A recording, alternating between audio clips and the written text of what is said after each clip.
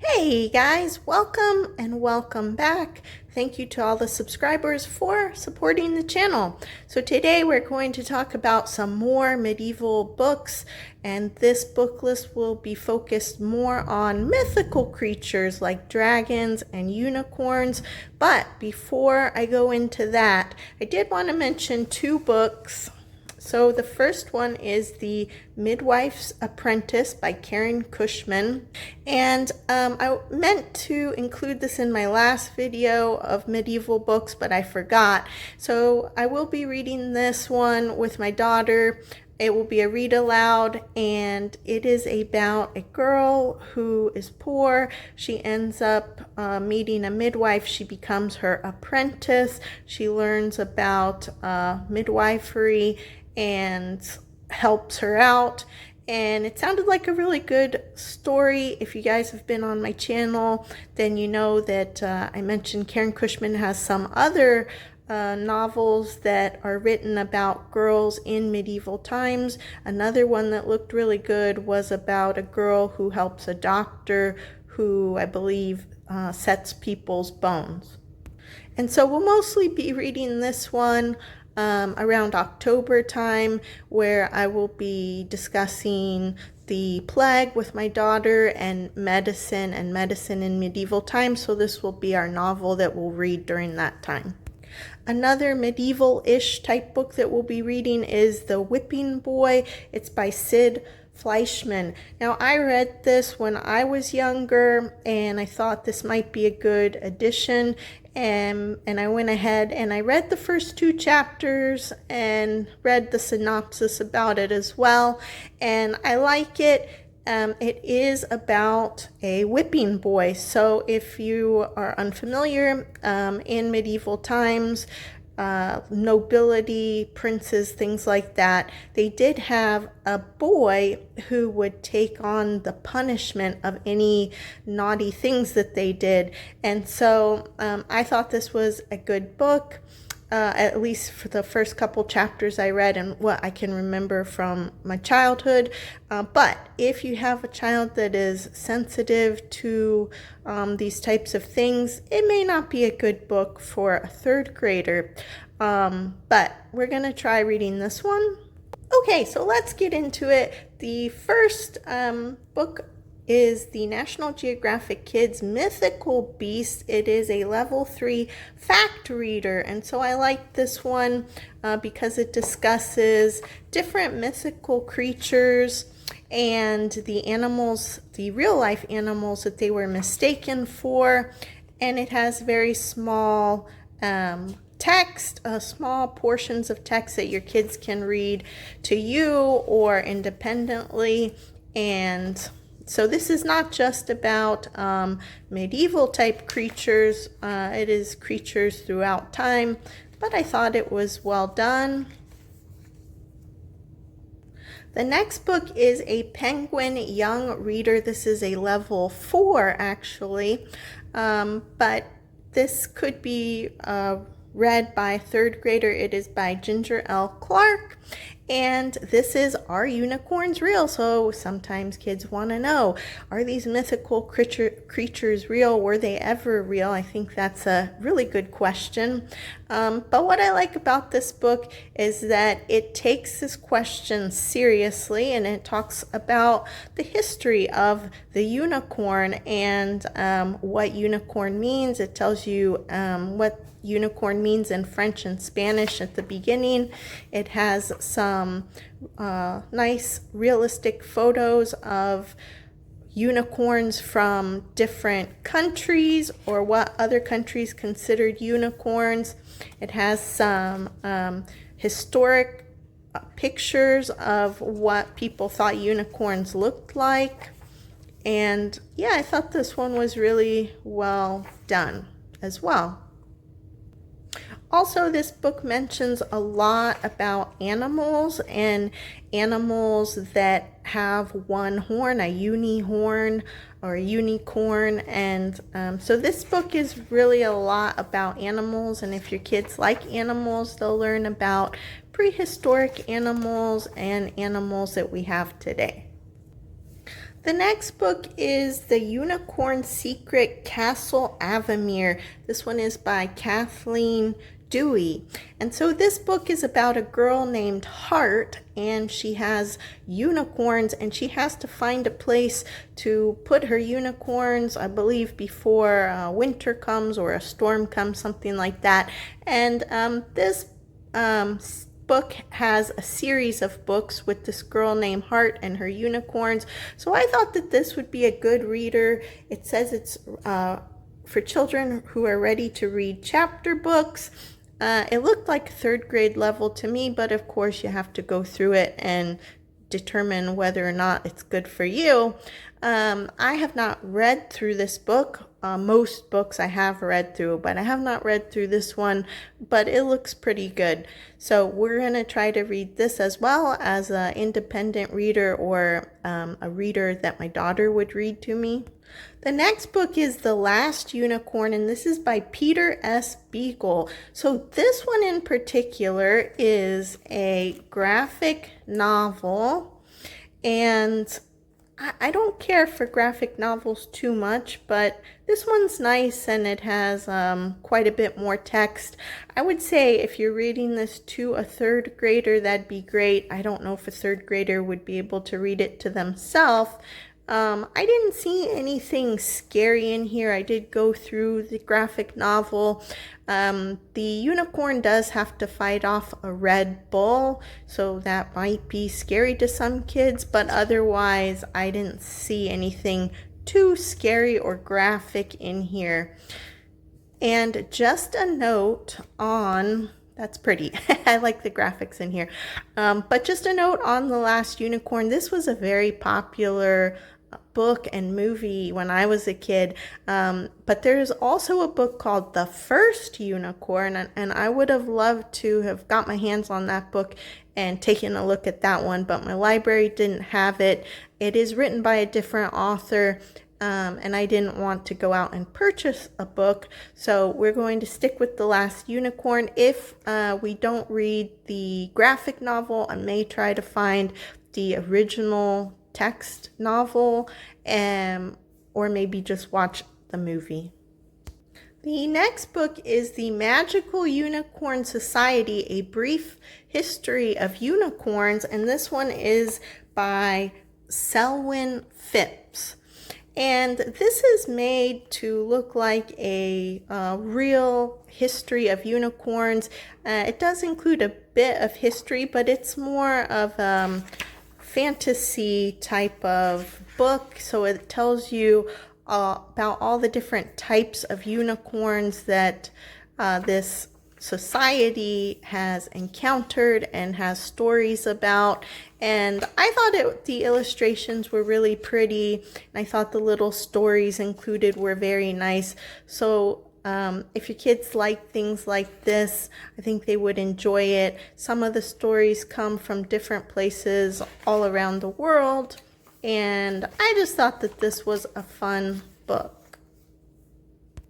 I also just wanted to add that the reason that we're learning about unicorns and dragons and mythical creatures is because mythical creatures did play a big part in medieval times. You see unicorns especially, and also dragons, depicted in a lot of art. So I thought that's a nice way to tie things in, and I would be able to do some art projects revolving around unicorns and dragons.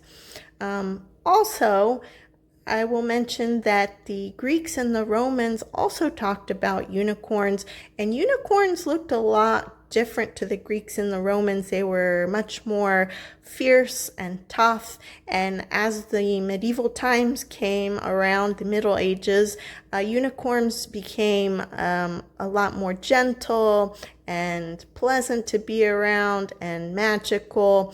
And so I thought that was interesting. And if you want to know more about unicorns or other types of folklore, there's a good YouTube video out there. It's called like Folklore Support. It's like tech support, but for folklore, and they do it with a lot of different genres, but just search for the one about folklore. And there's a woman who is a folklore historian, and I thought she did a great job in the video. Okay, and so now finally we're talking about dragons. So this one is the Usborne Young Reading Stories of Dragons, and this is a level 1. So, and this is by Christopher Rawson. So I had mentioned before that I picked up a couple of Usborne Young Reading books. I got the level 2 books. This is level 1. I did go through this. I thought the stories were pleasant and the writing was not overly complicated. So if you have a 3rd grader, I would say level 1 or level 2 of this series would be appropriate. If your 3rd grader reads more, then probably a level 2 would be better for them, has more text. But let me show you inside of this one. So this one has cartoonish illustrations and stories, but the stories are funny, and this is a very short book. So I thought it'd be a great reader. The next book is The Book of Dragons by E. Nesbit. And so this is actually an old text. E. Nesbit, or Elizabeth Nesbit, she's an older writer. And we did pick up an Usborne Young Reading book called, I think the Magical Castle or something like that. I'll have to look back at it. But it was a book by E. Nesbit that was condensed by Usborne, and it was really good. Now, I had heard of the Book of Dragons, and I heard that it was very good. And because we had read the other E. Nesbit book, I thought, let me check this out. So I have not read through this whole book. So you know, you'll have to preview it, but because we like the other E. Nesbit book, then I think we'll like this one. The other book, The Enchanted Castle, that one's like a 300-page book. This one I don't believe is quite as long, but this is definitely going to be a read aloud for us. The next book is called 3 Tasks for a Dragon. This one is by Ian Colfer and P.J. Lynch. I hope I pronounced that correctly. So these 2 authors are famous Irish authors, and I have some other books by P.J. Lynch or illustrated by P.J. Lynch that we have read, and I like them. So we went ahead and got this one. My daughter was drawn to this one instantly, and we've already read it. So this book is over 104 pages long. It is about a young man named Prince Lear and about a girl named Sethlin and a dragon named Lasvarg. And so Prince Lear, he ends up having to go to the island of Salt. He is banished from his kingdom by his stepbrother, who's going to take over and become king. It also includes some wolves, or excuse me, wolfhounds, and so these are all magical creatures. The wolfhound's a magical creature.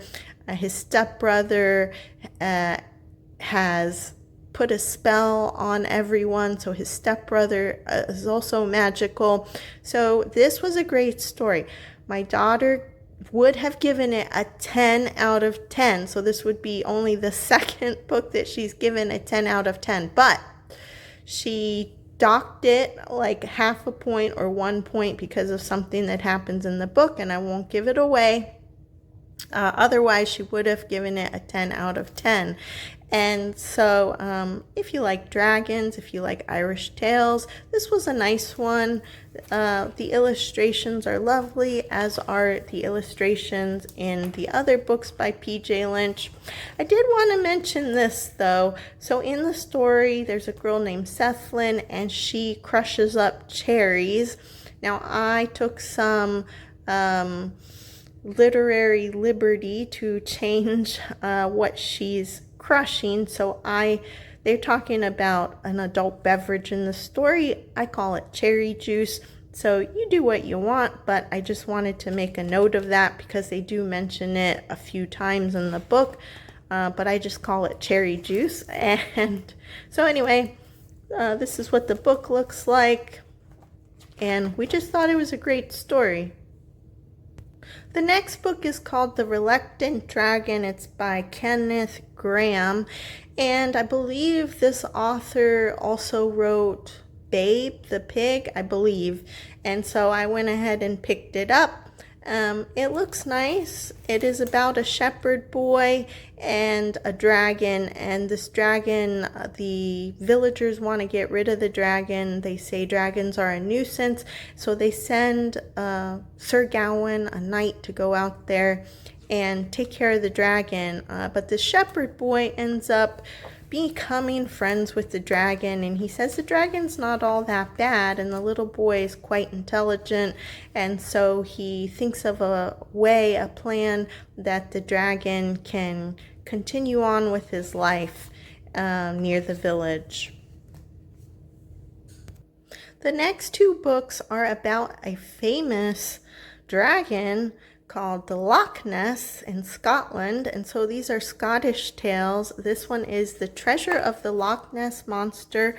The story is by Larry Donn, and this one is The Water Horse by Dick King Smith. And so I'll go through this book with you. It is about two children who are very poor, and their family has no more money. They think they're going to starve through the winter time, but the sister comes up with an idea. She said she's heard that over on this island where there's a castle, there is a dragon's treasure, and so she's like, what do we have to lose? Let's go out there, check it out, see if we can find some treasure. And when they get onto the island, they find a key, and they say that must be the dragon's key. And they go in, and it's about their adventure, and they meet the Loch Ness Monster, and then they end up going home, and in the end, they do take back a little bit of treasure, and everything's okay. They'll be fine through the winter. And this book, The Water Horse, it is a short little novel, about 120 pages. So I think we would be able to read this one. So we're going to try to read this one. And this one is also about the Loch Ness. Two boys who find this Loch Ness monster and their adventures that they have with the Loch Ness, I believe. I have not read this book. I've heard that it's really popular. I could be wrong. Maybe this is the book that was written by the author of Babe, and that's probably why I got this book. I don't remember, but it looks really good. Nothing problematic in here, and it is written so a third grader would enjoy it. Okay, and then the last two books, this one is Jonathan Hunt, Bestiary and Illuminated Alphabet of Medieval Beasts. And so back in Middle Ages and ancient times, they didn't have, encyclopedias. They didn't have computers, and so they couldn't just look things up and look up animals. And people often wondered what animals in other parts of the world look like, because travelers would come and tell them about these fantastical animals. Sailors would also tell them about beasts in the ocean. And so what ended up happening is that monks would make these books, and the books were called illuminated texts or illuminated manuscripts. They would have colorful pictures and stories inside of them. And so I thought this bestiary would be nice to show maybe what it would resemble if you were to see something like this in the Middle Ages. And they do have a pronunciation guide in the front. Also, what's nice is you can go onto museum websites and look for the illuminated manuscripts, the real ones, and check those out with your kids. And you can also do a craft of making perhaps a page out of an illuminated manuscript or a bestiary. I thought that would be fun. And so they show a lot of different creatures. Here's a dragon and a griffin. And I thought that the illustrations were great. So, and this also goes along with mythology and folklore. And so for us, we're incorporating a lot of that into the third grade year. And so the last book I wanted to share is a book called Dragonology, the Complete Book of Dragons. And let me see if I can find the author. Yes, it is by Dr. Ernest Drakes. And so out of all the dragon books that I've picked up, my daughter gravitated to this immediately, and as I open it up, you will see why. And so this book is all about different types of dragons, but it is also an interactive book. So here you can kind of feel what dragon skin would feel like. And as you go through the book, they have some cool interactive things here. They're talking about dragon skeletons and muscles, and so dragon anatomy and how fire works, which I thought was pretty neat. And then here they have the egg, so maybe the life cycle of a dragon. And they also talk about dragon riding. And later on in the book, my daughter liked a part where you could write a note in dragon letters and then put it in a little envelope for the dragon to read. And her favorite part of the book is the very back, where it has a dragon with a special dragon eye.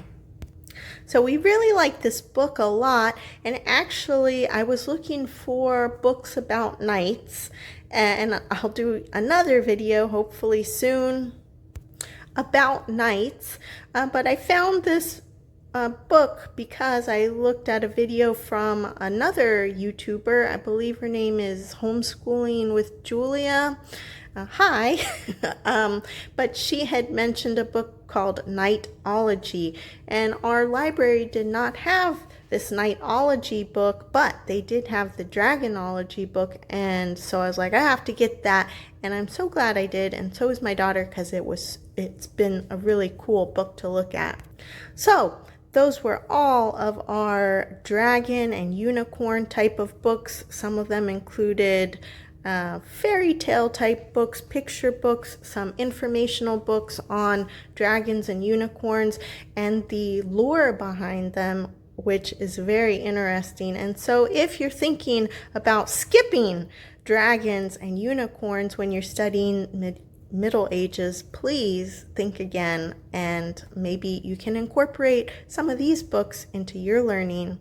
And I will see you in the next video.